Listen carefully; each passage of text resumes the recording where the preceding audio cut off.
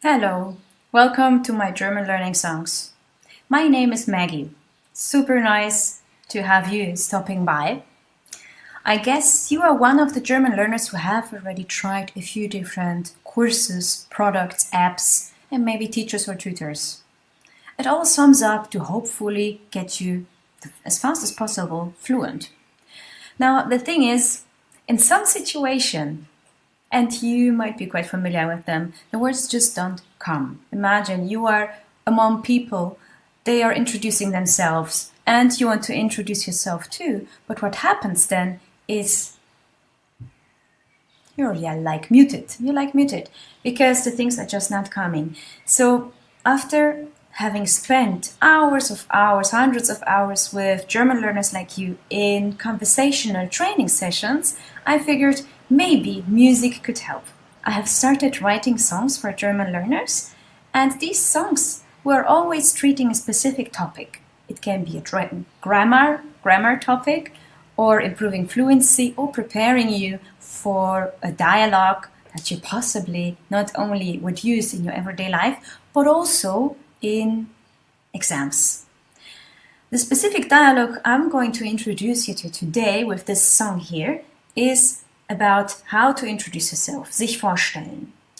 And I would like to invite you to first follow me and get to know the words, learn the vocab. I'm explaining everything one by one.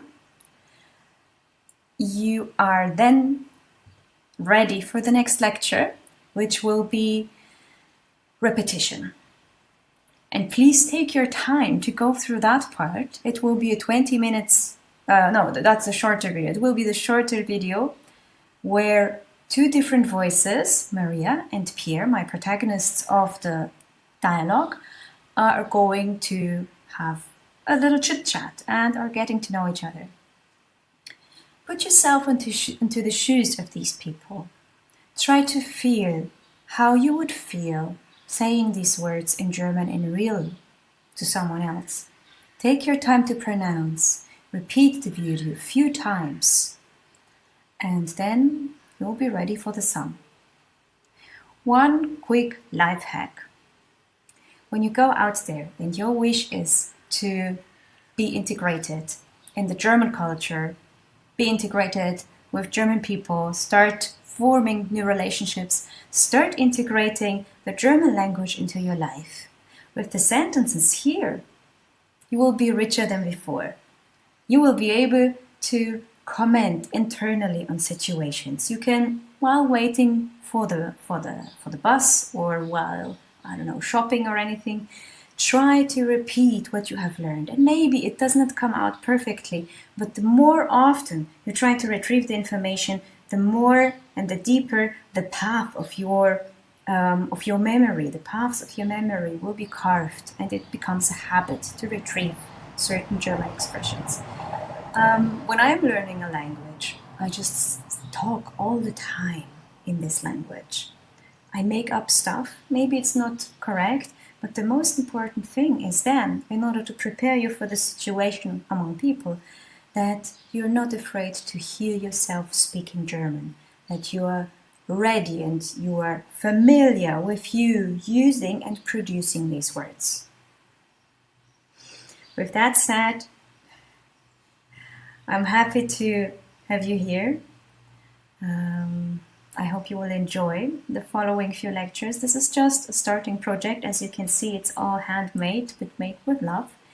And there are more of these. I have many songs for many different topics, and this is a trial. I want to see how we can cooperate through this platform together, how we can work together on your German. And if you like it, I'll be super happy to hear your comment or a recommendation or a review or whatever to let you do here. Okay, thanks for being here, and now let's go.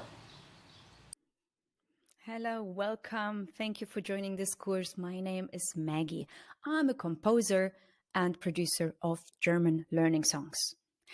In thousands of conversations with German learners like you, I realized maybe it would be a good idea to have songs especially written and produced for German learners.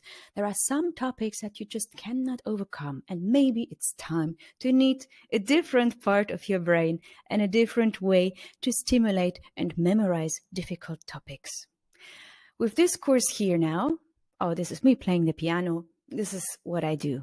With this course, I would like to share with you a dialogue about how to introduce yourself in German. I'm going to share also a song with you after the dialogue, which you can download and listen to as often as you want to. So let's get it started. I'm going to go through the dialogue line by line and explain everything to you. First sentence. Ich bin Maria. I am Maria. This is not so difficult. It's very similar to English. Bin is the verb sein, like to be in English, and we put it into the first person, into I, so this is I am. Ich bin Maria. Hi, und ich heiße Pierre.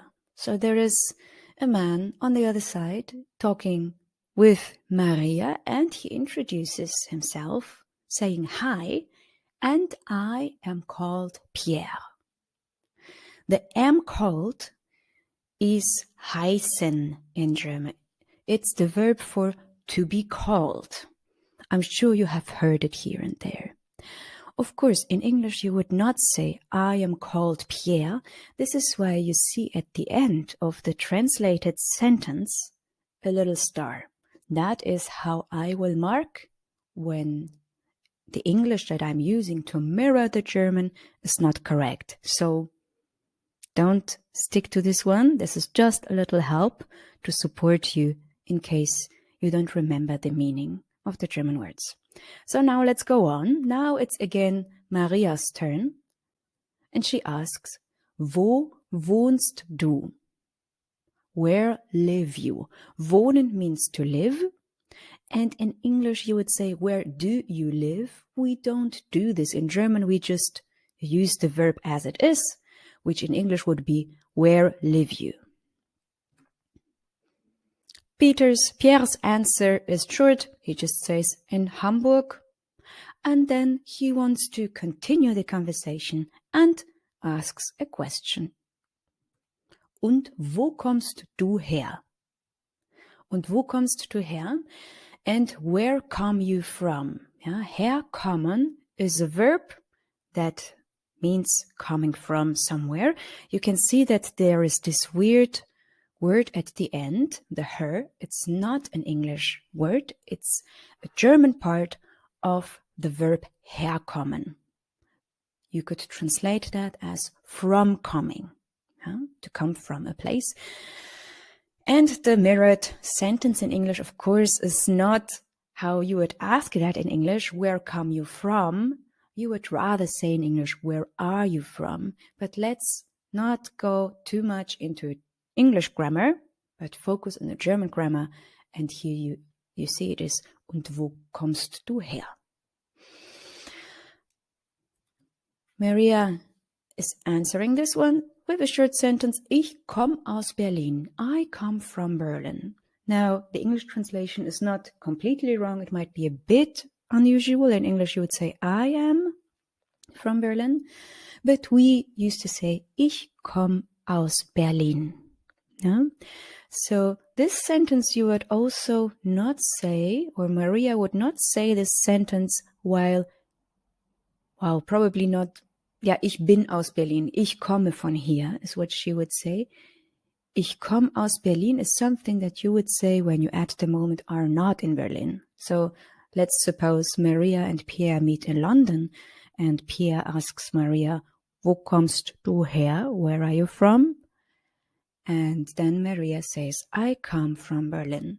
This is also something that you can use when you are traveling, because ich komm aus can be used for where your home country is, or where your flight has departed, or where your train has departed.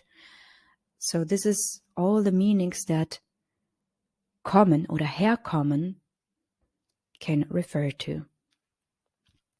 Now, Peter Pierre, he's mirroring that, which is a very nice conversational act to do. Du kommst aus Berlin, and if you see, ich komme aus Berlin, du kommst aus Berlin, he is asking back.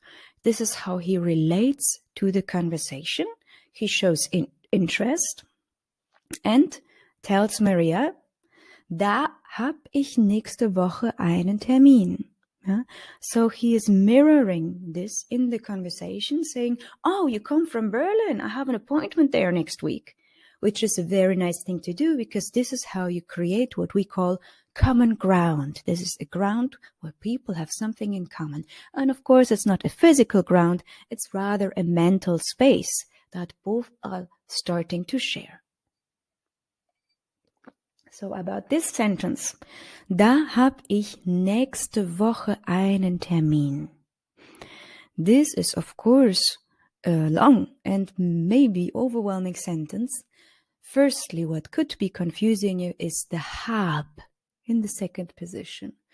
In English, you are mirroring this with there have I, which is very weird, but remember, German sentence structure is a bit different from English sentence structure. So here we don't need a subject. We don't need to put the ich in front of the hab, because it comes afterwards. Yeah? And the focus of this sentence is really on there, like in Berlin, yeah, where we are referring to. So Pierre says, da hab ich nächste Woche einen Termin. Einen Termin. Termin means appointment. And next week, well, it shouldn't be too unfamiliar, because next and next is quite close. Week und Woche. Also, yeah, I think you will remember that. And Termin is like terminate, you know, like a deadline. This means there is an appointment. Now, Maria changes the topic. Well, because she doesn't want to go further, or maybe it would be impolite to be too curious to ask, oh, what kind of appointment? Let's stick to, so Maria and Pierre are sticking to this situation. And here it's just relevant to get to know each other. So she asks, was machst du beruflich? In English, what do you do professionally? And as I already mentioned, the do you do, this is not how we ask, how we form questions in German. We just say, well, it would be something like make you professionally. What make you professionally? Yeah? That would be the literal translation of this sentence. Was machst du beruflich? So remember, the English sentence with the star at the end means it's not literal English or real English, okay? And now allow me a little joke. Pierre is answering like this. I am an optimist. Ich bin Optimist. Optimist is someone who sees the world in a very positive way. Yeah?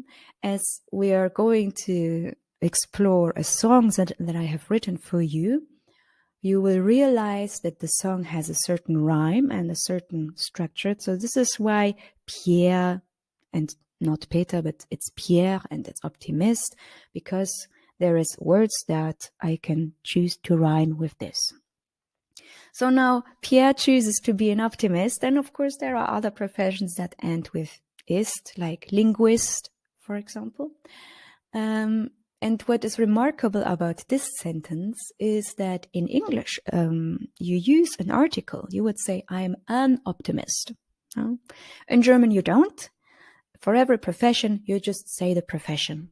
Yeah? Ich bin Linguistin, ich bin Designerin, ich bin Optimistin, or optimist, because it's Pierre, so it's just male gendered. Ich bin Optimist. Yeah. So remember, optimist is like a little joke here. Of course, at the moment, the way our world is today, you don't get paid just by seeing the world in a positive way. Not yet, but maybe we'll get there. So, what does Peter do? Or Pierre, what does he do? Ich sehe alles besser, als es jetzt ist. He sees everything better than it now is. This is a difficult sentence. Let me pause for a second. So he says, Ich sehe alles besser. This first part of the sentence is quite simple. I see everything better.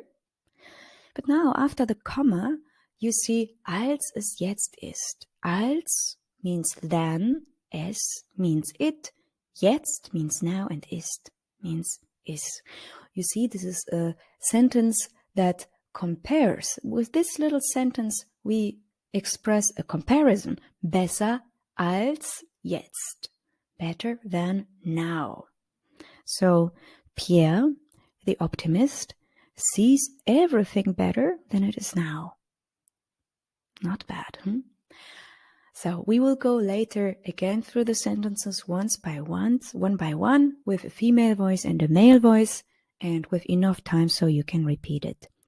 Now let's head to the next part of the conversation. Now Maria is taking the turn. It's Maria's turn, and she triggers, or she offers a new topic. She asks, Was sind deine Hobbys? What are your hobbies? Hobbies, it's like what you do in your spare time, and this is a very simple question. Was sind deine Hobbys? Yeah?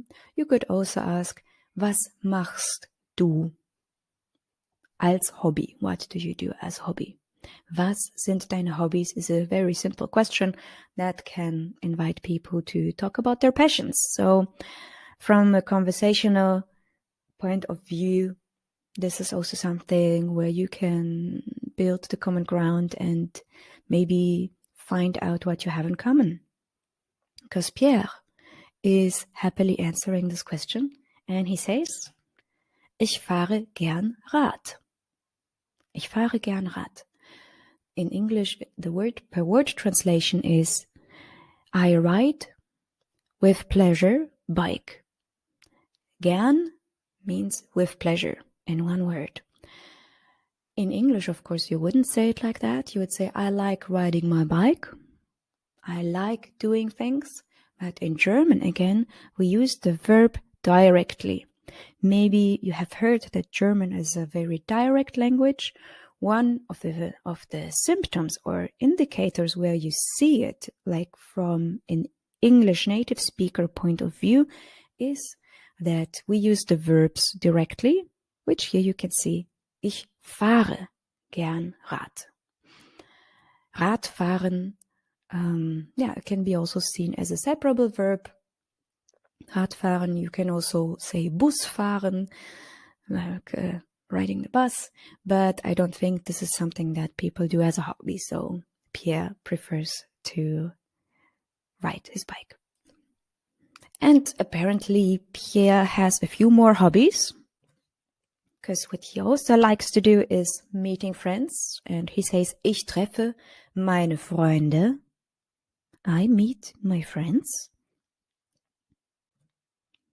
Und wir spielen Skat, and we play Skat. Yeah, this is a game of cards with quite complicated rules, I think, and you play always with 3 people. Skat, and this is an international word. So what do? Pierre plays Skat with his friends. Aha. Now Maria could say something about herself, but Pierre is not asking back, so she is asking again, as you can see with the green color. And in the song you will also hear then what Maria is asking. Wie lange lernst du schon Deutsch? How long learn you already German? Again, a literal translation that you would never say like that in English, this sentence. So you see the asterisk at the end. This is a very nice question to ask if it's followed, for example, by a compliment. Wie lange lernst du schon Deutsch? How long learn you already German? In English you would say, how long are you, or have you been learning German already? So try not to think too much about English when you want to ask people for how long they have been doing things. Because in German you say, wie lange lernst du schon? So if someone is probably still doing it, you just use the present tense, which is lernst. Wie lange lernst du schon Deutsch? Okay, in the present tense. Now, Pierre is answering shortly. He is accepting the invitation to talk about the topic of his German learning. And he says, vielleicht seit einem Jahr. Maybe since 1 year. In English, you would say, I've been learning it for a year. But the literal translation of seit is since. This is why you see this not correct English perfect sentence. But we want to focus on German. And here you say, vielleicht seit einem Jahr. It's very common to start a sentence with vielleicht and then have it followed. If someone asks you, how long does it take with the train to go to the city center, and you don't know precisely, or you don't want to, nail it, then you say, vielleicht eine halbe Stunde, maybe half an hour, eine halbe Stunde, vielleicht 5 Minuten. Yeah? So with saying vielleicht, you are not taking the responsibility for the information that you're sharing. You say, more or less, you're distancing yourself. Yeah, we do that in English. Also, in other languages, there are other markers to show this, like maybe you nod your head or you use some particles to soften what comes afterwards. Yeah, vielleicht. Vielleicht means maybe. There's also a song on that later in the German learning songs that I've produced. If you start a full sentence with the word vielleicht, because what you see here is not a full sentence now. This is like just a short answer, vielleicht seit einem Jahr.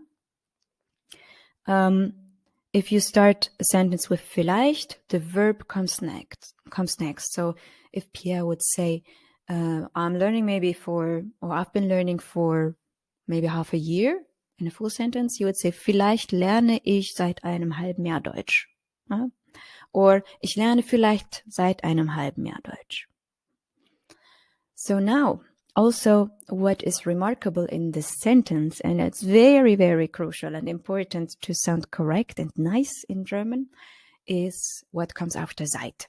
So seit, as you know, and as you can see, it means since. But then you see the article einem, and not sure if you know already, if you come across this, but this is in the dative.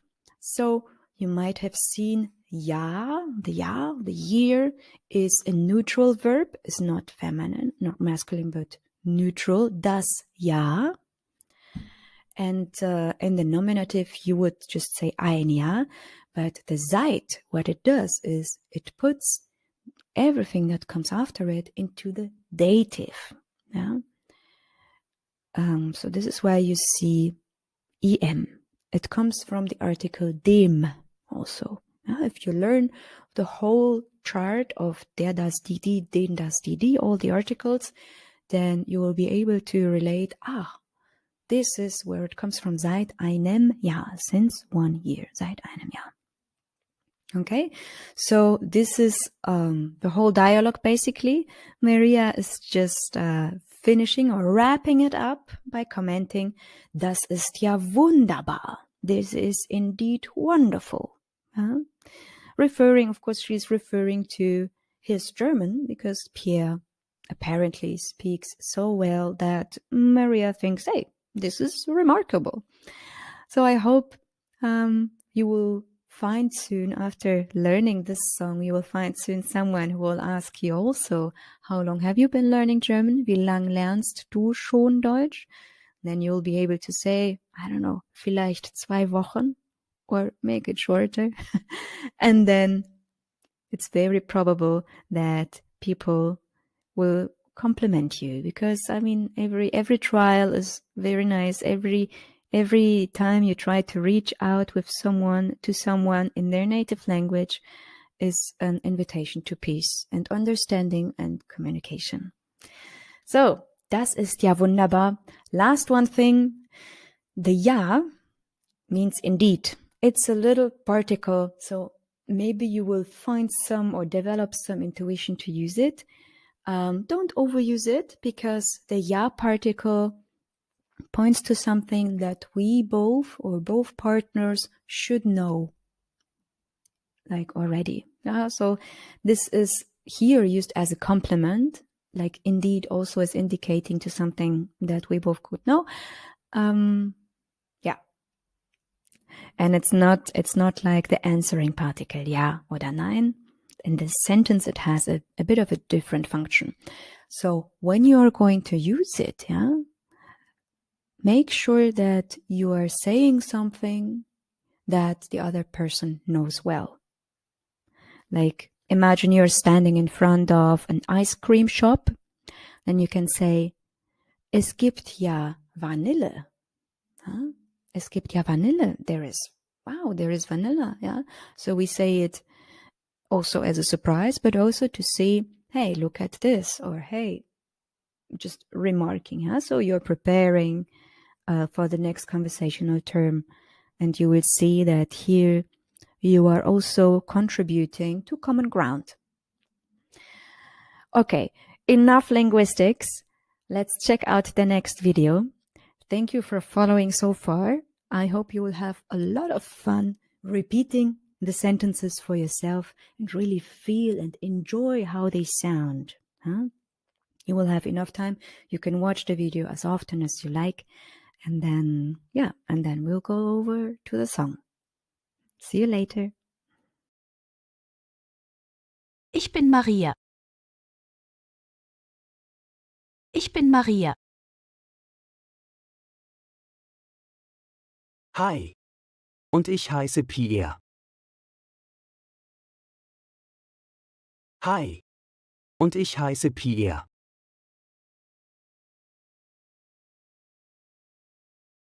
Wo wohnst du? Wo wohnst du? In Hamburg. In Hamburg. Und wo kommst du her? Und wo kommst du her?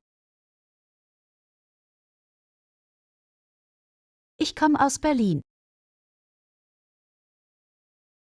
Ich komme aus Berlin. Du kommst aus Berlin? Du kommst aus Berlin? Da hab ich nächste Woche einen Termin. Da hab ich nächste Woche einen Termin.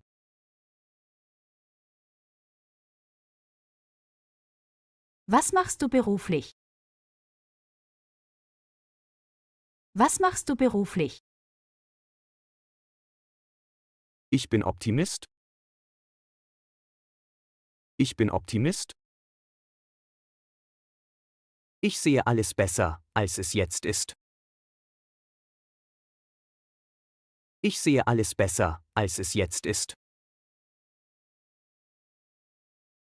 Was sind deine Hobbys? Was sind deine Hobbys?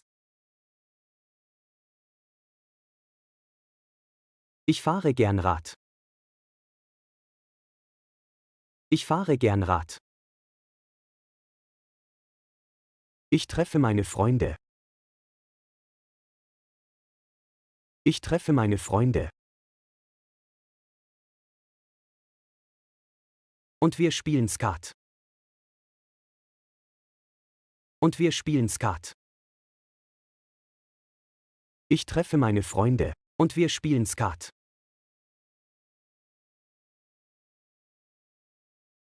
Wie lange lernst du schon Deutsch? Wie lange lernst du schon Deutsch?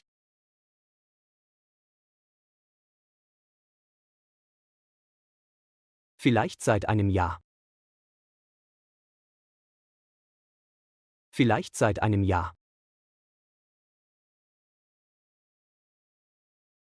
Das ist ja wunderbar. Das ist ja wunderbar.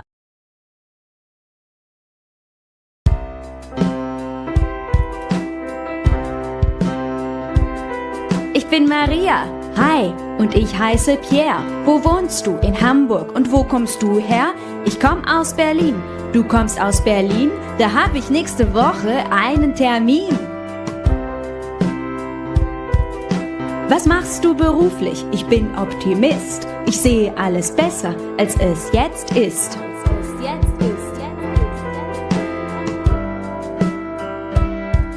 Was sind deine Hobbys? Ich fahre gern Rad. Ich treffe meine Freunde und wir spielen Skat.